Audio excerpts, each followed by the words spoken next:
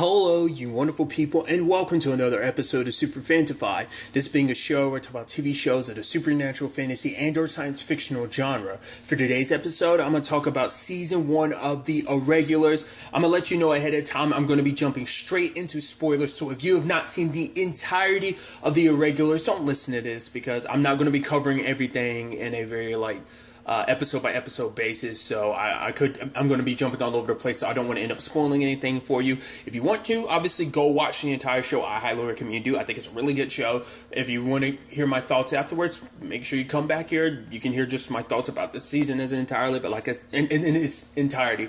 But like I said, I will be spoiling things, so you have been warned. Okay, so in general, first and foremost, I want to start off with the fact is, the show actually kind of surprised, I guess, because I saw the trailer, once, I figured it'd have a darker tone. It ended up being, darker and bloodier than I was kind of expecting, with the slicing of faces, Susan losing her eyes in, the first episode by having, crows, or rather ravens, I think, claw her eyes out. I was it ended up being a lot bloodier than I kind of expected it to be. I guess because I figured because they were kids, I wasn't expecting the story to get as dark as it did, but, I guess that was also kind of the point of, once again, as someone who's not, I'd say once again, if you're unaware, I'm not that well-versed in the Sherlock Holmes stories. I've never read any of the books. My only experience, I've watched some of Sherlock. I've seen all of Elementary. That's about it. Obviously, that's kind of nor here nor there. But I'm just saying that's kind of my only experience. So I wasn't even aware of this side of the Sherlock Holmes universe. So the more, I didn't know he actually dealt with, supernatural cases. I guess it's kind of almost, it's a weird comparison to make. It's very Scooby-Doo-ish in that regard of, most of their cases is it's someone in a disguise, but it's a regular human, but obviously there are times where the supernatural side of things do kick in. It happens from time to time. So I just didn't realize, the Sherlock Holmes universe was like that. But regardless, like I said, it did surprise me with just kind of, the darker tone that it took. Something else I want to talk about is kind of the cases.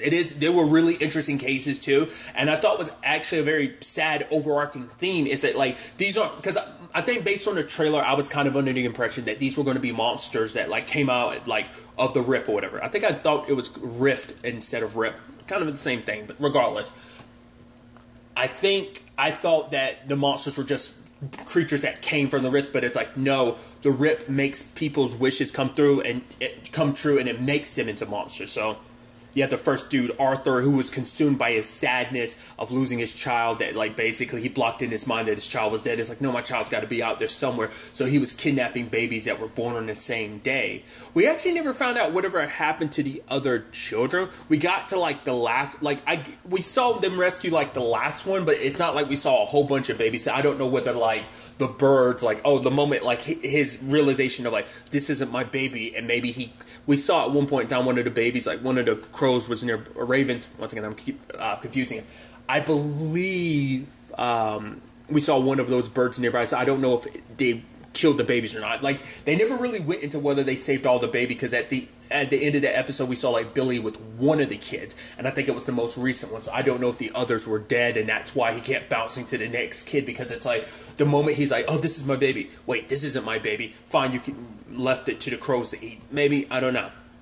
Which, if that is the case, that makes it even sadder and darker. But, like I said, they never really showed that, and they never said that all the kids got saved. Like I said, that could be, maybe I missed it, a bit of dialogue saying that, but I don't remember. But there's that. There's the Tooth Fairy thing, which was, sad. It's oh, kids who believe, oh, the Tooth Fairy, yay, it's one tooth under it. It's oh, never mind. She comes and steals all your teeth, which isn't the first time we've seen a more horror-esque version of the Tooth Fairy. There's a movie called Darkness Falls that kind of deals with a more horror-based Tooth Fairy. So it was kind of not the same thing, because this particular Tooth Fairy would just straight up kill you and not just take your teeth. It's a whole thing.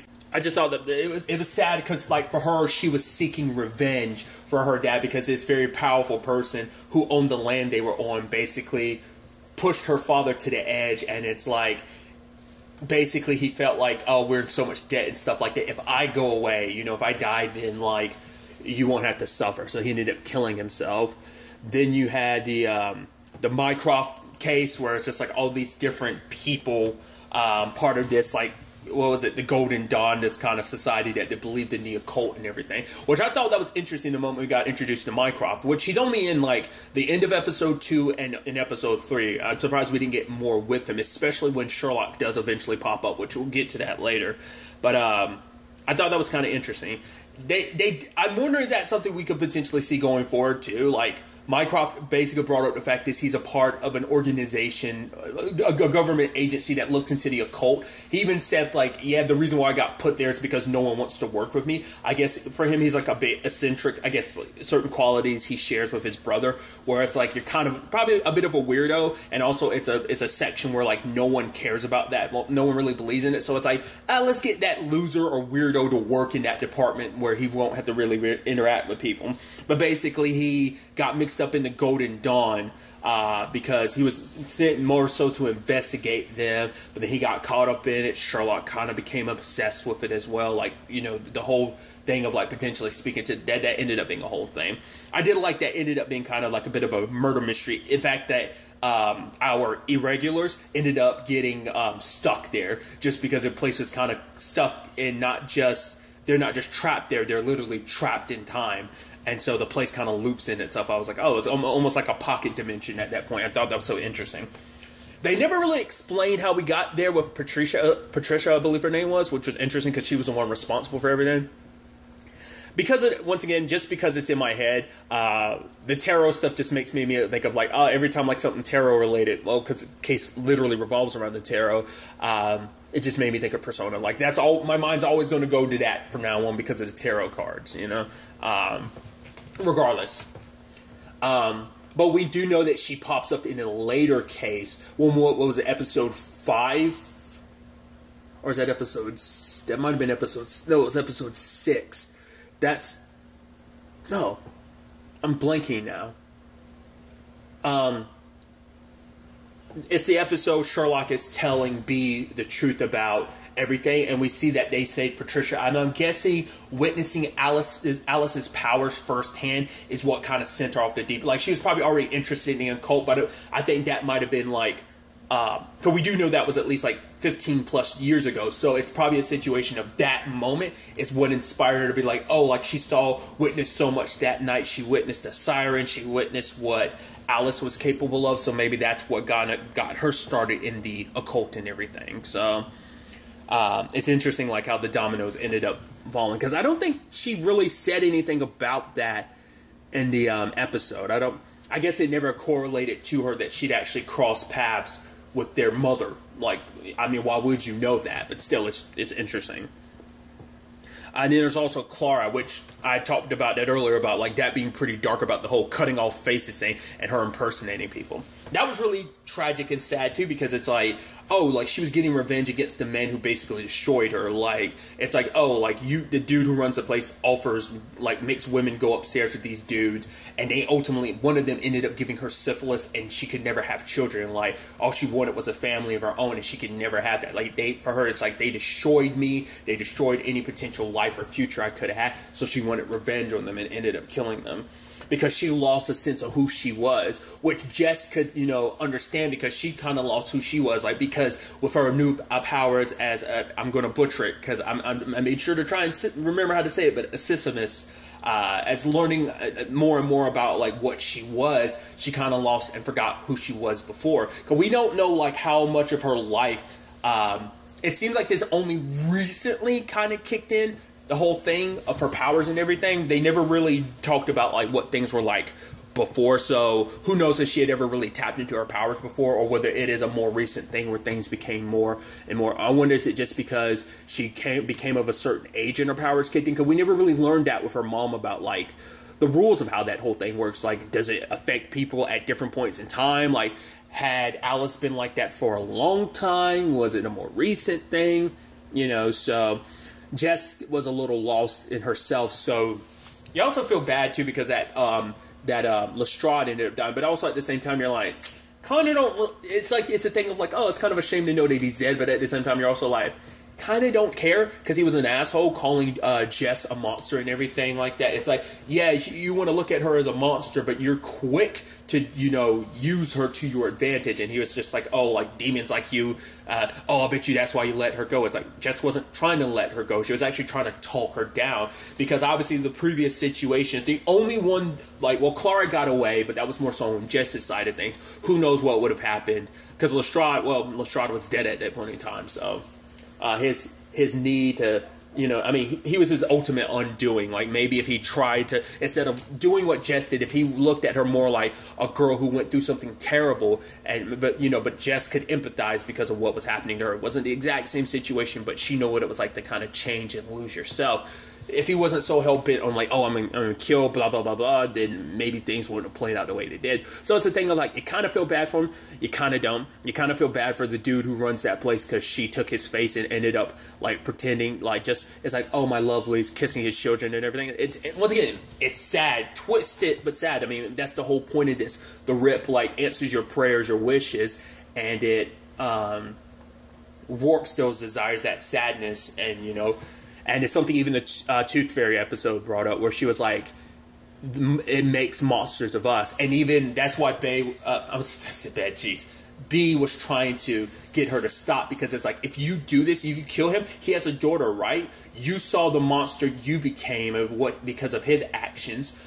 What will she become? Monsters become more monsters, but she was so driven by her need for revenge that's all she had. Like this thing had creeped inside of her and festered and warped that revenge to make it kind of all she wanted. Like, kind of, it happened for everyone, So I thought that was such an interesting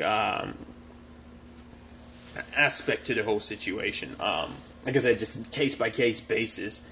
I was actually since I brought him up earlier, Sherlock. I was actually surprised we got any Sherlock at all. Because I was based on a trailer of that line, and we understand the context of it now. Was like, there is Sherlock Holmes doesn't exist anymore now, because at first I was like, does he literally did he get wiped from existence or like what? I wasn't expecting him to really pop up in the show at all. Like I knew that when Spike snuck into 221B and the person was playing a little bit and threw up, I was like, oh, that's Sherlock. Obviously, because obviously I know because of Elementary, because it plays a part in his story, and that is that it was a bit of a drug addict. Obviously, it seems like his use of drugs in this seems like it spiraled more so about what happened to Alice, but it did seem like he used it beforehand just to kind of keep himself awake because I guess it helped him focus on his job. But I thought that was so interesting of understanding right, because he's not as quick-witted, he feels like his mind isn't as stable as it once was. He's not as quote-unquote brilliant as he was. So that's what he meant in that regard. I'm not the smart person that I was. They kind of be able to figure things out. But I thought that was such an interesting element of what they did for Sherlock, making him, once again, this. I'm assuming, and I could be wrong, but I think that is a part of the original story as well. In a Conan Doyle stories, I believe those were I believe that was a part of that aspect too, that he partook in that. But I think it also probably deals with that probably was more commonplace in that time frame anyway. But I don't know if it ever got to be detrimental to him like it is kind of in Elementary as well as how it is in this show. I just thought that was kind of fascinating that we do get to kind of witness him as he solves the siren case and he's like, oh, sorry, can't hear anything. Oh, this earwax I have in my ear. And just he was playing along. I kind of figured as much. I thought that was kind of interesting. But I also thought, too, the characterization of Watson was interesting, too, because, they make him start off as, a bastard. And at first I was wondering, was he doing all that, treating them like shit at first? Was it a test or something like that?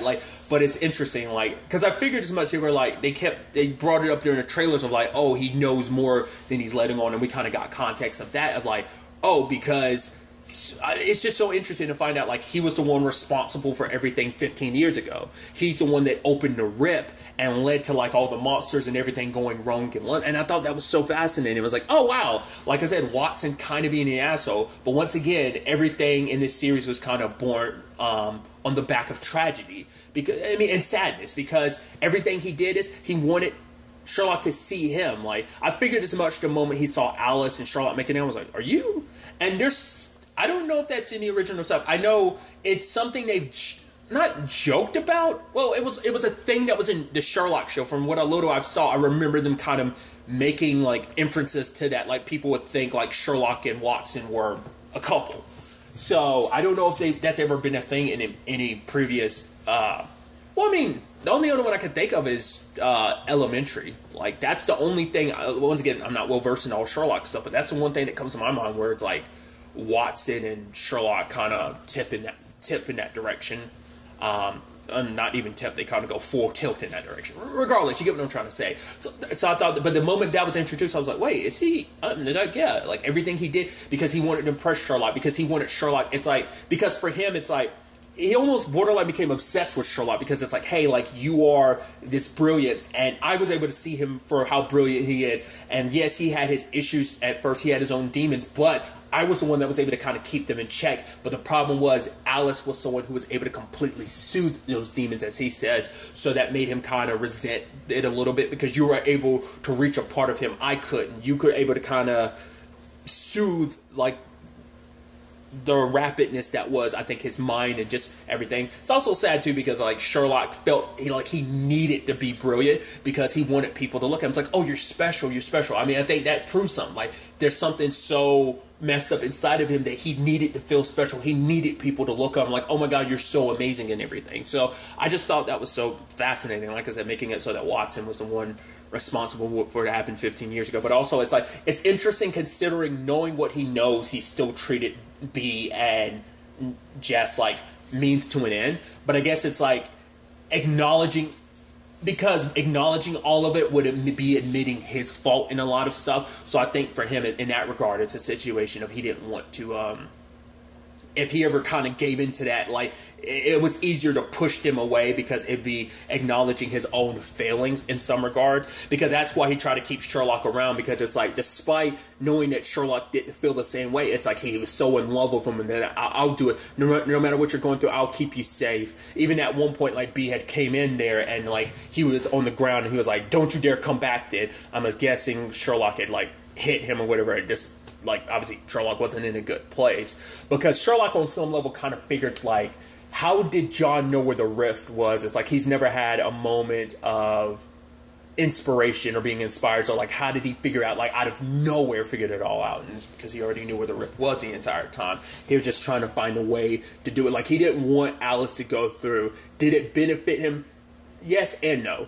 Yes, to a small extent, because he had Sherlock all to himself, but Sherlock was never the same, so I'm sure that also played a part in it. It's like, yeah, like, you were so in love with him, and your love for him ended up being, ultimately destroying him, because you took away what he also loved. And because of that, I mean, and that in itself ends up being the sad thing, too. You know, tragedy begets more tragedy, because Sherlock wasn't in a good space after what happened to Alice. He wasn't there for Beatrice and Jess. They grew up in the workhouses. We learned from Billy's side of things about what Vic did to her. Like, he was like, yeah, like, oh, the whole beating me unconscious, not like breaking my jaw thing. It's like, no, that never happened to me. That happened to B. Like, she went through that, like, because the only one amongst them that never was at a workhouse was Spike. So Jess, Billy, and B were all in the same workhouse, and it's just like, to know that all happened. And because it makes me wonder, like, we know like their mom Alice left them with Anna, and I'm like, why the hell didn't she take care? I guess it's the time of like, well, I don't have I'm a sister, I'm a nun, I don't really have anything. But it's like, you couldn't, like, I would assume like the more holy thing to do would have been to take them in. I'm like, you have fault in this too. Like, how did you?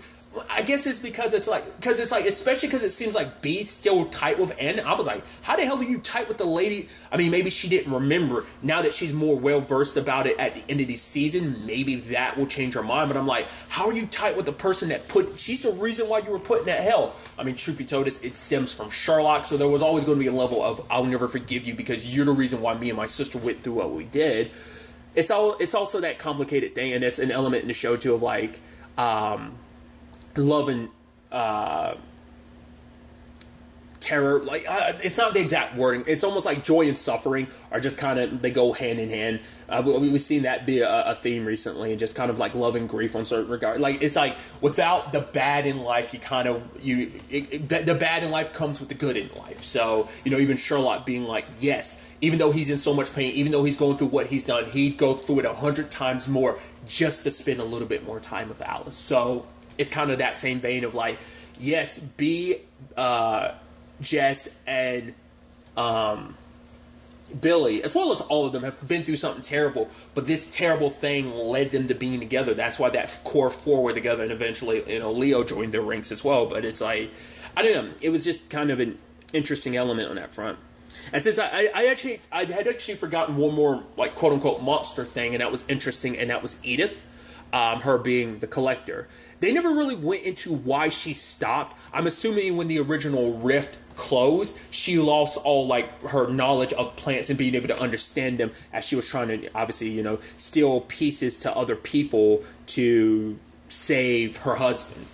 And they never got into it, but I thought it would have been interesting if Leo was like, actually, I do understand. Like, he's born with all these illnesses. I figured that might be an element to kind of connect to her. It's like, I understand what it's like to have something kind of rot you from that inside out. It's not the same thing, but he's like kind of a sickly kid, and he's like, as the word kind of gets used, fragile. So for him, it's a thing of he gets sick easily, he gets hurt easily, and could easily die. So he could understand on some level. I'm surprised they didn't kind of lean into that when it came to the whole Edith's husband situation.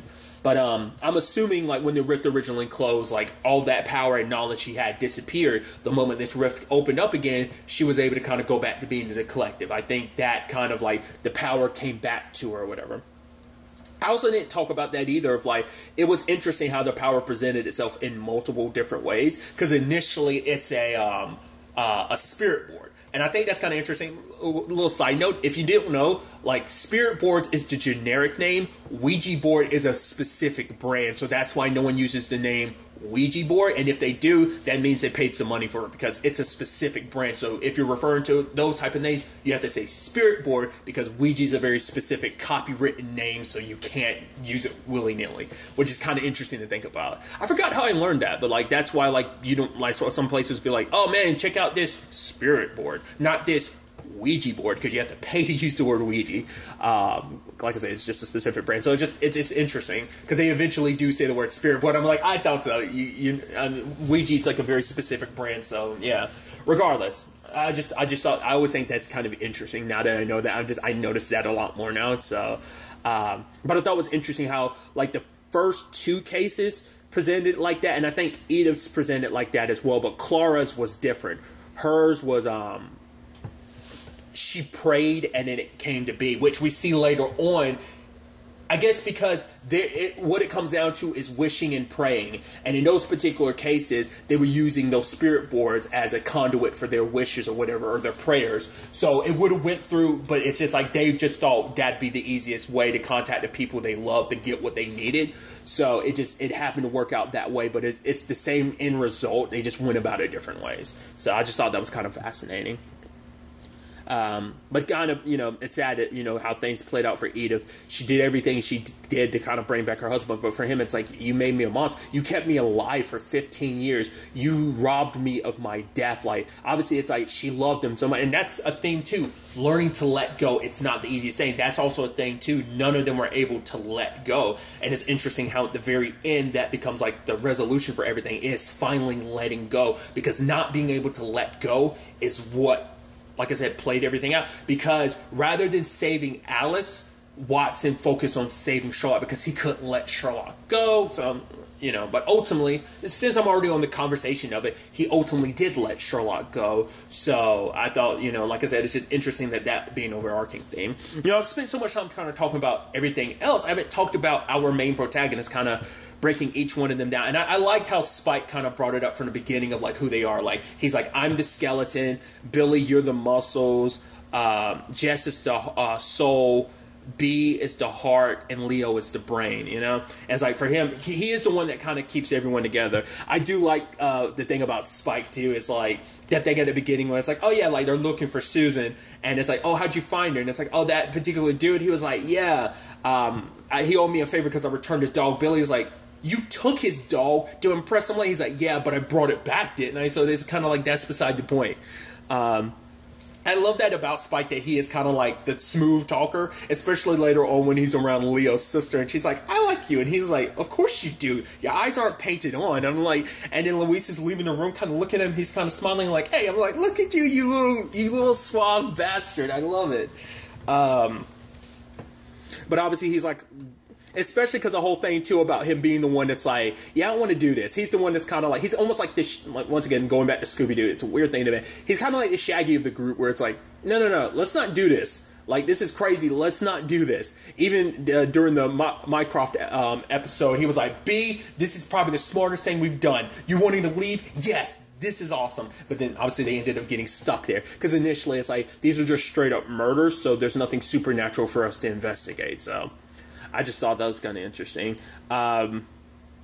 Do you have Billy? Billy has that, it's sad because, Billy is the muscle of, like, for him, it's like, we also see he has, like, we don't know, because we don't get a look at everyone else, at least, like, B and Jess, so we don't know, but Billy's, like, when we first see Billy, he's got his shirt off, and he's going to do that fight, once again, Spike being like, man, come on, don't do this, that dude's bigger than you, it's like, and I love Billy being like, don't look anyone in the eyes, and then he looks someone else in the eyes, he's like, why'd you tell me that? I can't help but now look at people in the eyes, but Billy was about to, like, fight, but it's just also because, for him, he's like ready to knuckle up, if he needs to, because, if it means getting money so that they can pay for their rent and, pay for food as well as pay for a doctor for Jess, because at the time they felt like she was getting worse and worse.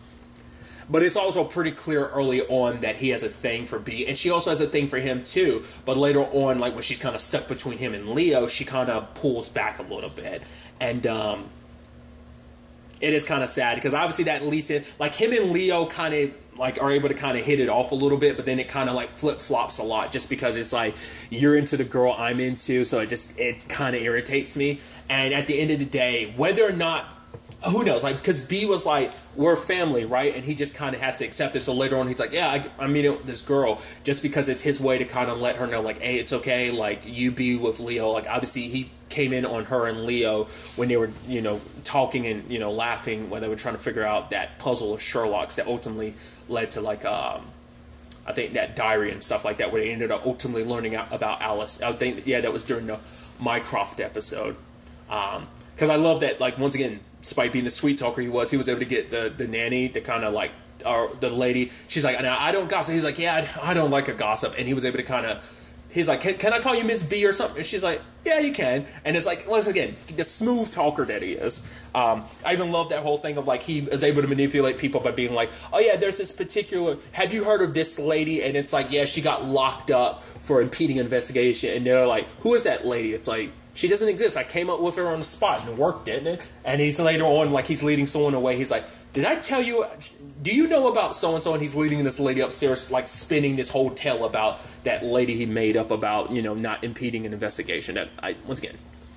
But circling back to Billy, it is this, like I said, it's kind of sad. You kind of feel bad for him in that regard because it's like, obviously, it's hard to, like I said, it's hard to say whether or not B did that just because she does only look at Billy that way, that yes, she feels something for him, but not nearly as strong as she does Leo, or whether it was just that was her way to mitigate things, and that just ended up, having Billy kind of push away, and that kind of ended up pushing her closer to Leo. Obviously, kind of not what he wanted to do, but he felt like it needed to be done just because it's like, obviously you care about him. I'm to ease your mind and your heart about it, So, I don't know. I think regardless of everything you kind of see at the end of the episode, it's still there.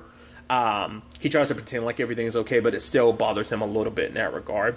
Another interesting element was the whole Vic thing, where it's like, oh, because for so long he believed, like, oh, like, my dad was this soldier that died, but he's like, the fact of the matter is, timeline doesn't match up. Your mom was a prostitute, and she didn't want anything to do with you, so basically, even in his own head, because I think, later on when his fears are being used against him, it's like,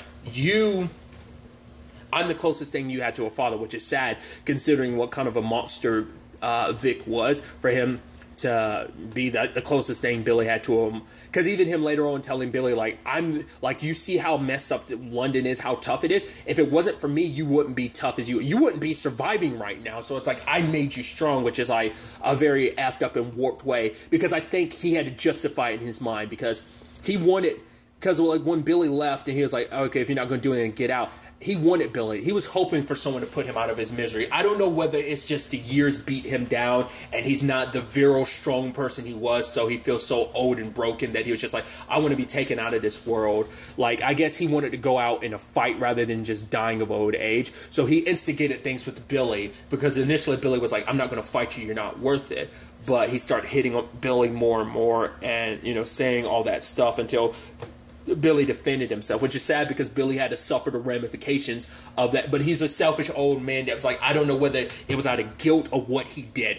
I don't think it's definitely not like, even that's not selfless. It's selfish in its own right, but I don't know whether it's just kind of like, for him asking Billy, he could have asked anyone to do it, but for him to make Billy do it, I think for him it's like, oh, like I'm gonna teach you how to be a man, like by me pushing you to do this, by you killing me, you'll finally be the final lesson I teach you, or something like that. Like I said, in his twisted, warped way, I think he thought he was helping Billy. Truth be told is, like I said, I believe he just wanted an out, and he was just being a selfish prick about it and dragging Billy down in the process. You know, he just couldn't. He, like I said, either live with just being frail, or he couldn't live with what he did. I don't want to give him the credit that he felt bad about what he did. Maybe he did. I just don't want to believe that he's just such a shitty human being. I don't want to give him the credit for being like, oh, I feel bad about what I did. It's like, no, I want to say you're old and frail, and you didn't want to live on like that. At least, you know. Both could be true, but it's just, like I said, I just don't want to give him the benefit of the doubt in that regard. So, so there's that. Then there's the whole situation. Well, since we, let's talk about Leo. I thought that was kind of interesting. His introduction of like, oh, he's actually this prince. Side note, there's quite a few familiar faces I should actually bring up. For one, the dude that kind of attends to him and is kind of an asshole and trying to bring him back to the palace. If I'm not mistaken, that's the dude who plays John Salt on Pennyworth right now. I believe that's the same actor. And also Imogen Waterhouse, what's her name? Eleanor? I was like, I had to pause because I was like, where do I know you? And then and then it took a while for me to remember. It's like, she's Gwen or Rosalind from The Outpost. I was like, because I was like, when I heard her voice, I was like, I look in your face, you look so familiar. Luckily, I didn't have to look it up. I was able to remember. And then, like, at the end, it said her name, Imogen Waterhouse. I was like, yeah, I thought so. I knew it. That was crazy. I was like, obviously, a very different character from Gwen, obviously. But his introduction of being this prince who just kind of wanted to go out there and experience the world, obviously learning London's not the greatest place ever. And, that lady was like, okay, it's a plan, it's this certain amount to do this, it's this amount for me to finish you off. And he was like, oh, honestly, I think there's been a misunderstanding. And they're like, welcome to London. They spit on him and everything. It's like, Jesus. Because he was trying to find the place B and then we're at. But he's also, once again, the brains, because he's so knowledgeable. I guess, benefit of being a prince, you have access to a lot of, like, information. So he ended up kind of figuring out a lot of stuff because of it. He's the one that kind of led them on about, like, obviously the Ravens and the Crow. He's the reason why they were able to kind of figure out a lot of stuff initially. But obviously balancing the whole thing of, like, right, sneaking out of the palace but trying to sneak back in. I thought it was actually interesting. We never actually saw his mom. Obviously, plenty of conversations about her, but we never actually got to see her, which I thought was kind of fascinating. Obviously, we got to meet his sister. I'm curious what Spike said, whether that ends up being true. I mean, considering the time frame and everything, it is a possibility, saying like, oh, she's got like 50 kids. We've only saw the 2, so it might just be a thing of like, oh, she's a royal, so we just assume she has a whole bunch of kids. Maybe that's the case, probably not. It might just be the thing is that he's the only one. Because I'm assuming like the crown would be his next, I'd assume. I don't know. Well, his sister's older, but it's also like the time frame. I'm like, yeah, like him as a prince takes priority over her being a princess, So we don't know if, like I said, that could have just been because Spike has his misconceptions about the royals later on. Because basically, it's like you use swans to wipe your butt. And he was like, what? What are you talking about, Spike? That's super preposterous. Like, what the hell are you even talking about? Which is actually interesting because it seemed like Watson didn't know he was a prince either. It's like, I mean, I guess Watson was kind of caught up in his own stuff at the time, so I guess it didn't really mean any much. Because the only thing he really cared about, like, he knew B and Jess. Obviously, he made an excuse making it seem like, oh, me and my partner are watching. It's like, no, they've known you for the entire time. That's why they knew about YouTube.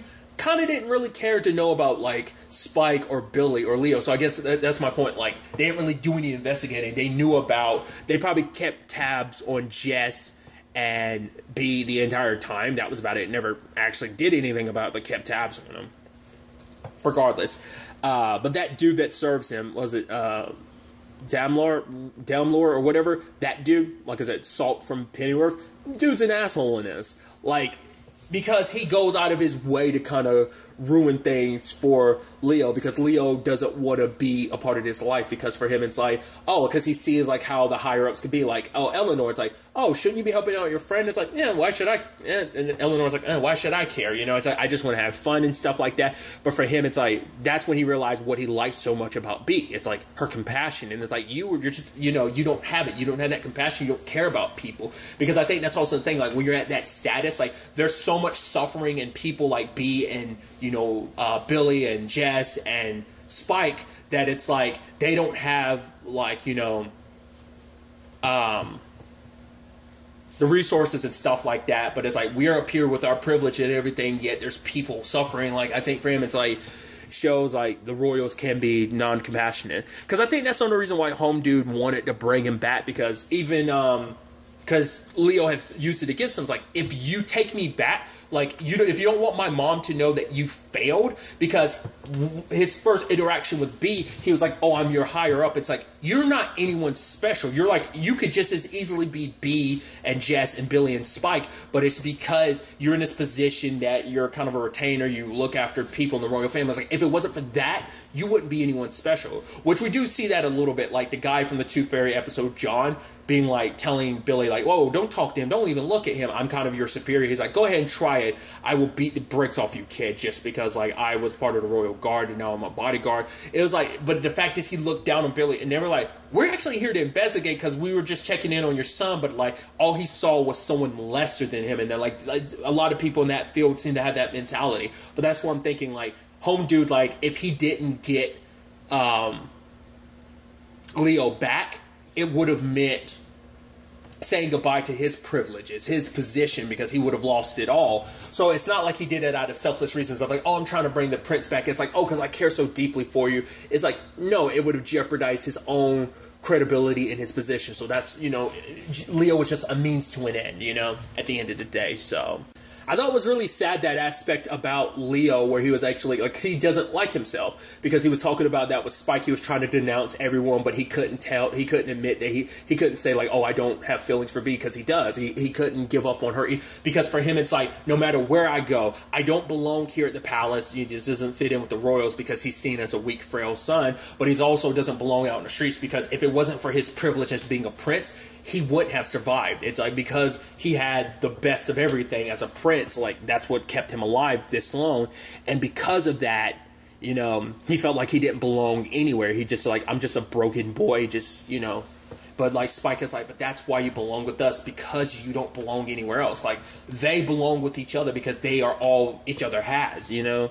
So I thought that was kind of an interesting thing. And even later on, like, you know, he was the one that kind of inspired Spike and Billy to be like, no, we can't give up. Like, the fact of the matter is, even when things are bad, we fight for each other. That's what keeps us fighting, because we're here for each other, you know. And I thought that was, it's like, oh, when did you become a, you know, where'd you learn to be a badass? And it's like, I learned it from you, Billy, you know. So I thought, once again, it's like the back and forth that they have, like the ups and downs of their relationship is kind of interesting.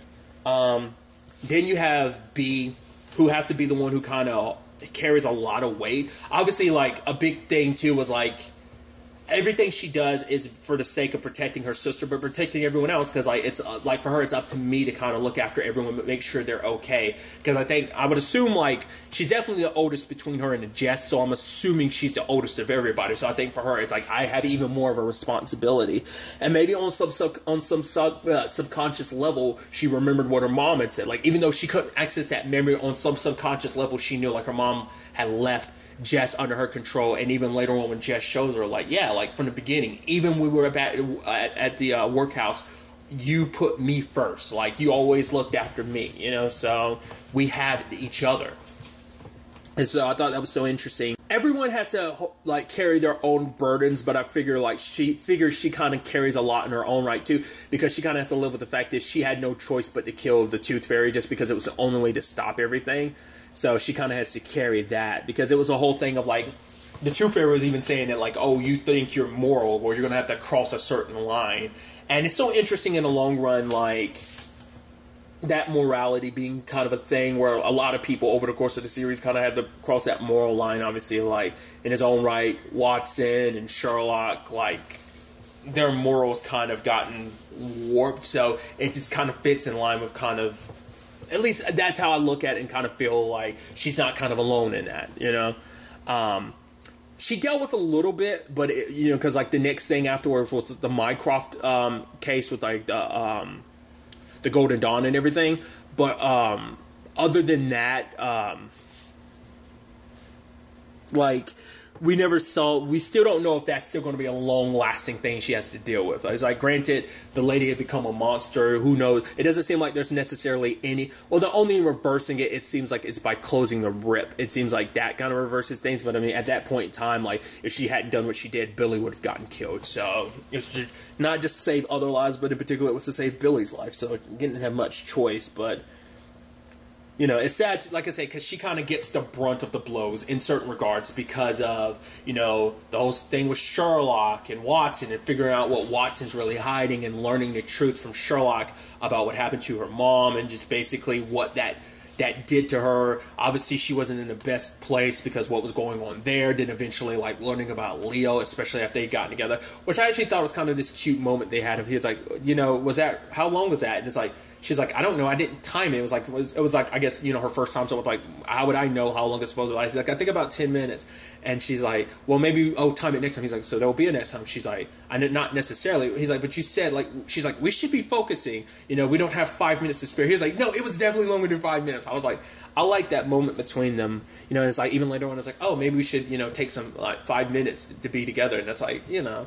But obviously that all came crashing down when Home Dude from the palace ended up saying like, hey, let me tell you the truth about Leo. And for her, because they had made a promise, she's like, show me your body, like, you know, and so no more secrets and no more lies. But he still hadn't told her that, because once again, for him, it's like, if I told you I was a prince, none of you would have, you know, wanted to be around me, wanted to be my friends, because we already saw, like Billy kind of talked about the fact is he doesn't like, well, they try to be like, oh, well, you don't like posh people. And he was like, I don't like posh people. He's like, truth be told, he's like, I don't like a lot of people. Even at one point, he was like, I kind of don't even like you guys. Obviously, jokingly, but still.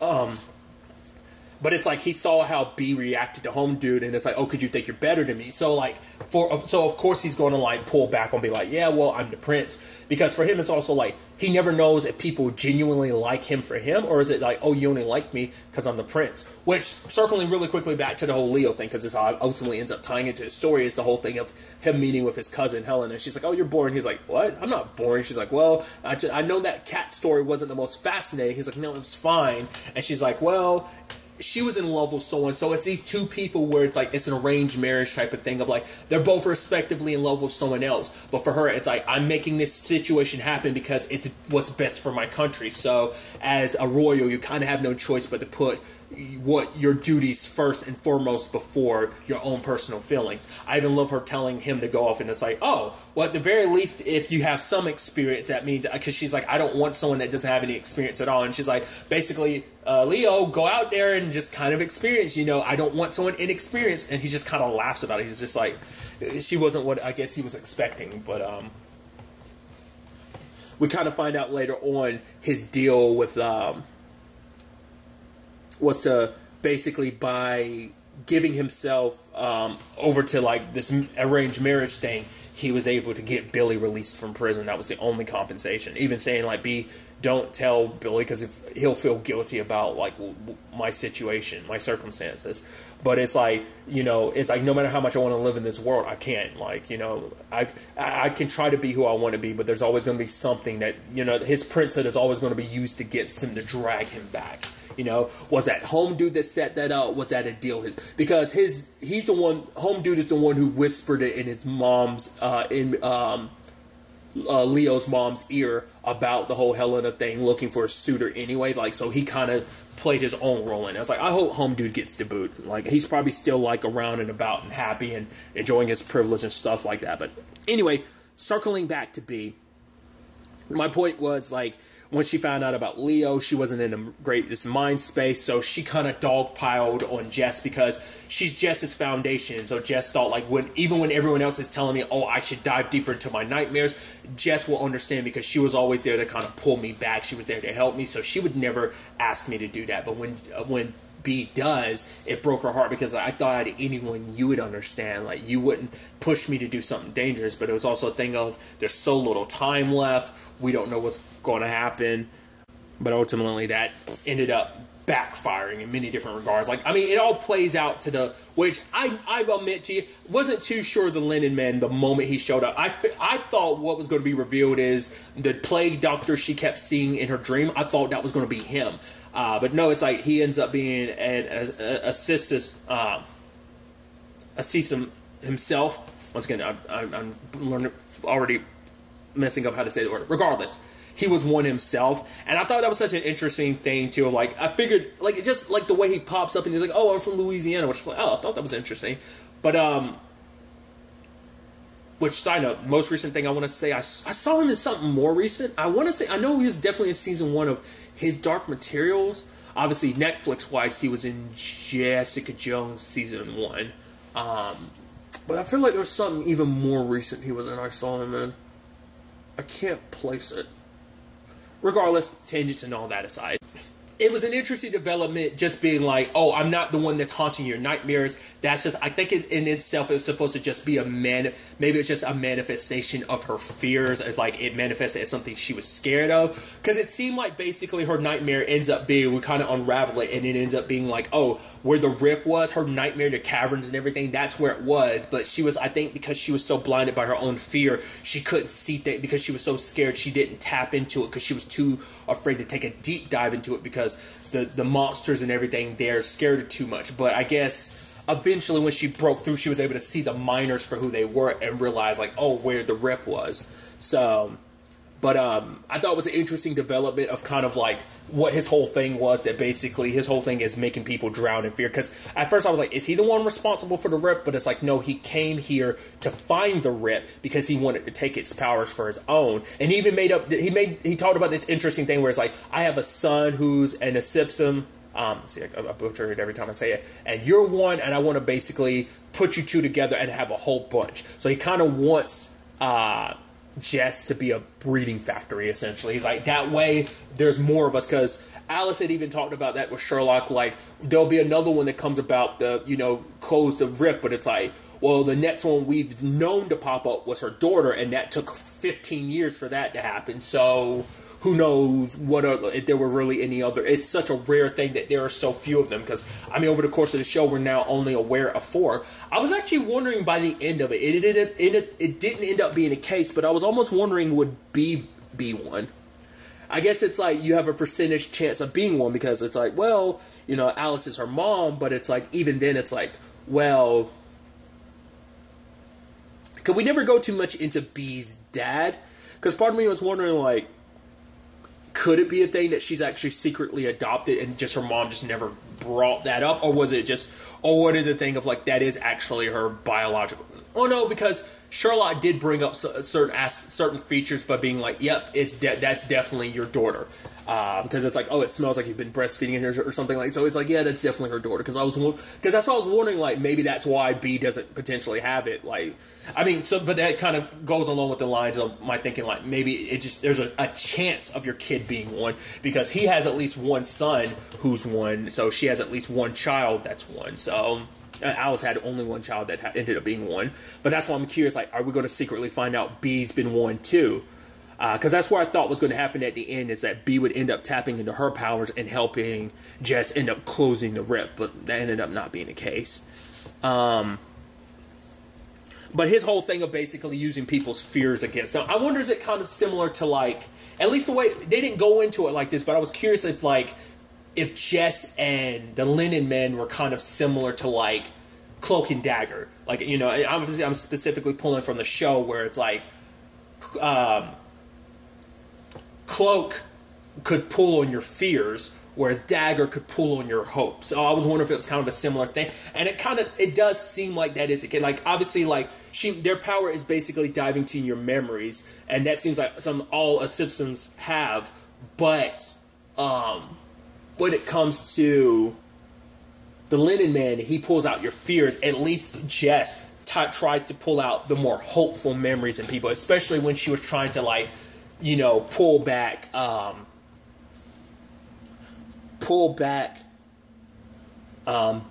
B when she was like, no, we got to leave the rip open. Like, she was trying to tell her sister, like, life is worth it. Despite all the hardship, despite all the pain, there is some beauty. There's some great stuff about life, you know? It isn't all despair because, you know, life can get you so down that all you can see is the sadness of life, almost making you go like, life's not worth it. But then it's like, there is beauty in, you know, yes, there's a lot of terrible, but there's also a lot of good in the world, you know? So that was kind of like the whole point. So it's just interesting that she was able to kind of bring that about. Obviously, there's still a lot she doesn't know, because obviously, like, there's a whole thing, like, he was able to give her that butterfly, like, marking that let her kind of be able to kind of teleport away,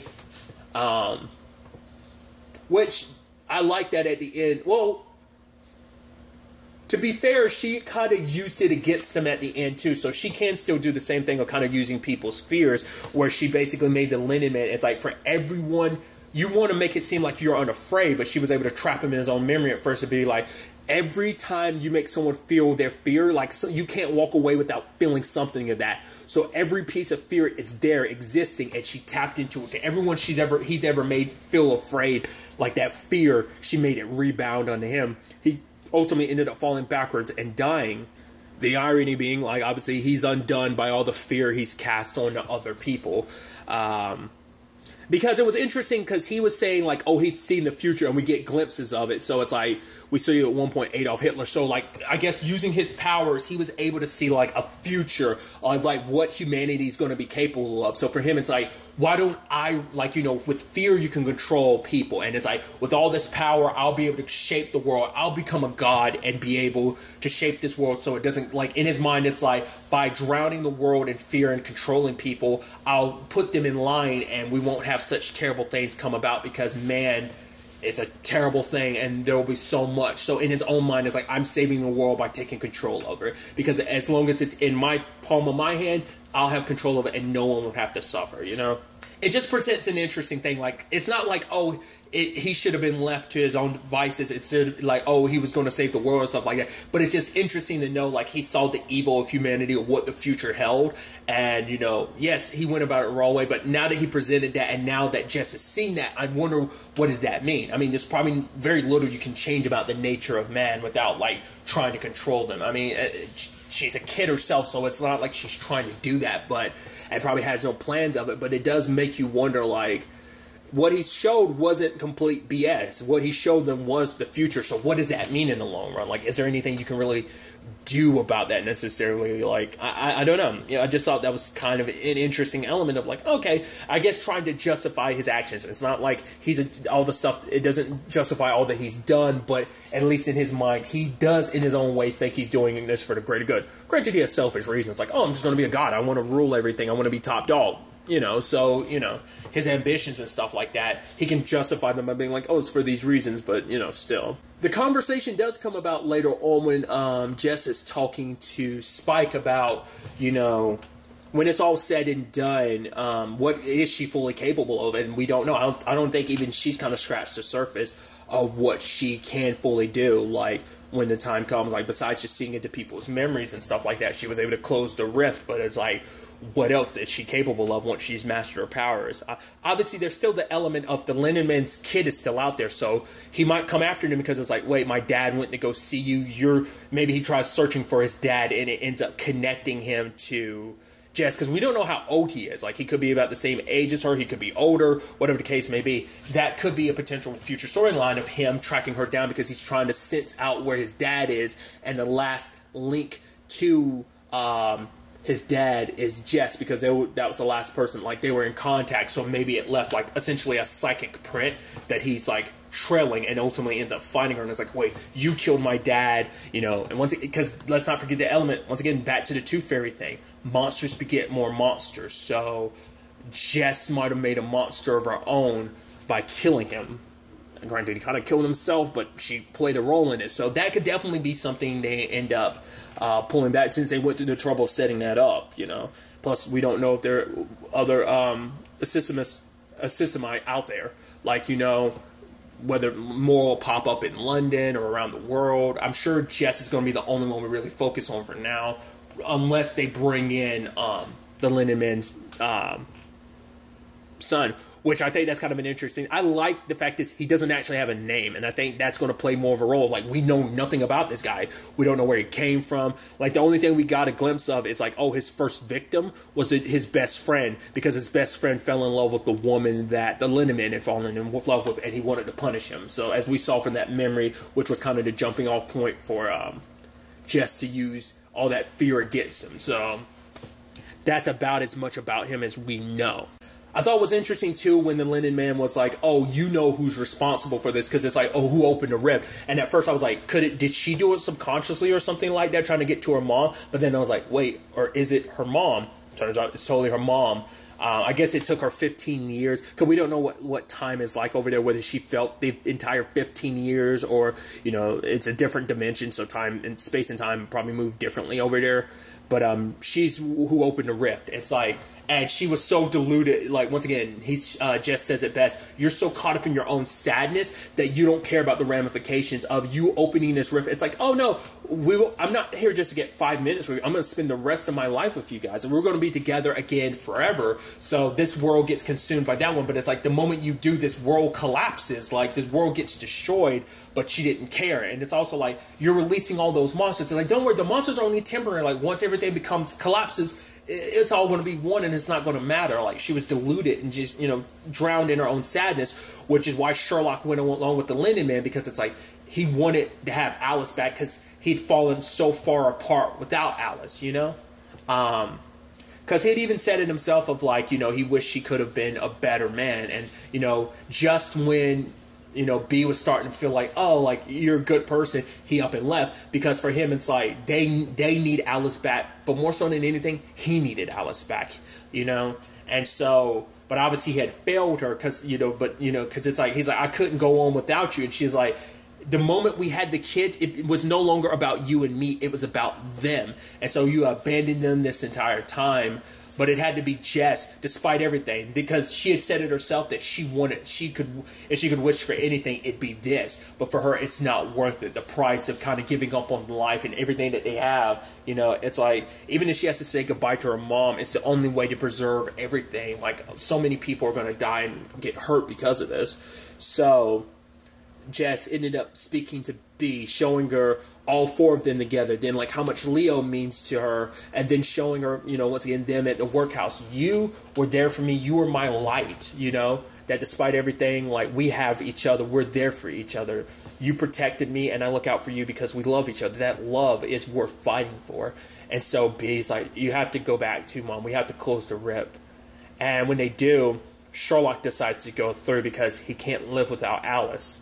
And, you know, whether it's the right thing or not, who knows? You know, it is this messed up and selfish thing of, you're not there for your daughters, but maybe in his mind, as I am now, I'm no good to them. You know, he leaves everything behind. He still leaves them behind just to be that his happiness. They have to give up their mom. And for once, you could have been their father. But it's like, maybe who I was, the Sherlock Holmes I was, is gone. Like, any man that could have been their father is long gone. I have no right, no place to be with them, you know?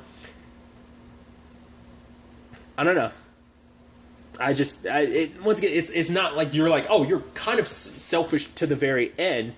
And John was trying to hold on to him, but ultimately B's like, please help me. Like, you have to let him go. And he lets go and helps B save Jess, because for him, it's like, he made that mistake before. He wasn't trying to make it again. So, and obviously they end up having to say, you know, at the very least, B's like, they loved each other. We can at least know that much. And there's just some people that can never be completely right without the other person, you know, so at least they're together, hopefully, you know, we don't know what that world is like, you know, so maybe now that they have each other, at least now that she knows her girls are okay, you know, despite everything they've been through, at least they have each other, they're willing to fight together, you know, you know, at least maybe that gives her some semblance of being okay that she won't open the rip again. We never know. Because she basically said on this side of things, I guess like all her power, like the power to open the rip, she basically absorbed some of that from being on the other side. So now that she was on this side of the world, like I guess all her powers are tied to it. So coming back on this side, she didn't have those powers anymore. She only has powers on the other side of the rip in the pseudo purgatory. It's just it actually kind of reminds me of, I'll go ahead and spoil it. Chilling Adventures of Sabrina's final episode. It kind of reminds me of the series finale in certain regards, in a similar vein, actually. That's just kind of what came to my mind. But at the end of it, obviously B was enjoying, you know, obviously they're having fish and chips and everything, but like I brought up earlier, has to say goodbye to Leo. You know, it's like, he loves, it's not just, oh, I like you, it's like, I love you, but I have to do this, you know?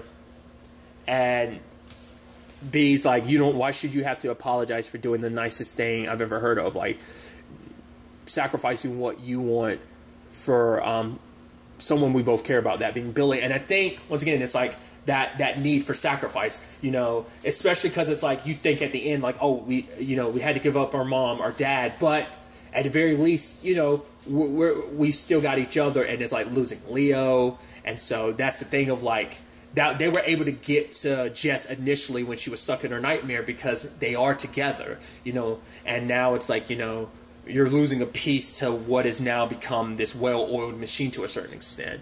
And so for Beth, she goes and visits Watson about the tattoo and everything, and he was just like, no, just tattoos or whatever. And she's like, how about I make you a deal? If I get the tattoo, you'll get it. And he was like, okay. And he's like, what, realizing tattoos are wrong? And she rolls up her sleeve. He's like, nah, I already got it. So, and he's like, I'm not getting a tattoo. But comes the line, and it was a very heartbreaking line to be the final line of the show, is, well, one of the final lines of the season is, you know, how do you let go of someone that you love? Essentially letting them go so you can get over them. And Watson, knowing better than anyone's like, you don't. He spent 15 years still pining over Sherlock, and it's like basically saying that pain doesn't go away. I think that's the thing. And even they said it. It's like their pain was the fact is that they never grieved their mom. This gave them a chance to say goodbye. It's kind of what B had said. So like this is that too. Like when it comes to losing the person you love, whether it's her mom, whether it's being with Leo, don't try and forget that person. Hold on to that pain, because that pain, you need to feel it, because that pain, once again, means that it mattered. If you didn't hurt afterwards, it didn't matter to you. So it's like finding a way to live with that pain and kind of move forward, you know. I think that's kind of the lesson that kind of ends up there. But more so than her, that, you know, it all ties together for her, where it's like everyone she cares about ultimately ends up leaving her, which, you know, Watson touches her shoulder and like, I won't. I'll be here. I'm not going anywhere. So this is, I think for him, this is his redemption. Like obviously that's why he was so adamant about solving these cases, was because he was trying to redeem himself for everything that he played a part in 15 years ago. So he's, once again, played a role in setting so much in motion. So now it's like their dad's not around, their mom's not around. It's up to me to redeem myself, to look after them. You know, these children will be my responsibility. So obviously continuing their probably training and just, you know, their growth as investigators. You know, what that necessarily looks like. Like I said, the rip is closed, but I'm sure there's still going to be more supernatural case. Maybe, we don't know, like the rip being open as long as it did might have left some remnants out there in the world that jumpstart. I mean, once again, the Linen Man's son is still out there as well, so there's still some strings that can be pulled. Like, I doubt we're done with this Leo thing. What that necessarily look like, obviously with him being back in the palace and stuff like that, embracing like his royal position as a prince, he could probably do a lot of good for his friends in the long run. What that necessarily look like, whether he's just kind of forever bound to that life or whether he can go back to them, you know, also does this open a window for B and Billy? That begs the question too, you know, which I'm sure that's also going to be complicated too, because I think on some level B's always going to know, like, right, like he's locked up because like that I had to lose Leo because of Billy. Like there could be a level of resentment on that regard, which is, once again, we saw what like kind of a love triangle did to the group that was Sherlock, Alice, and Watson. So it's like, maybe kind of in a similar vein of what that could do in this regard. But I think we definitely see Spike and Jess getting closer because it's like, right, what was his fear that the Lindemann showed him? It's like, a whole bunch of you hurt and some of you dying, you know? And it's like, that's his greatest fear, anything happening to her. He made it pretty clear early on how he felt about her.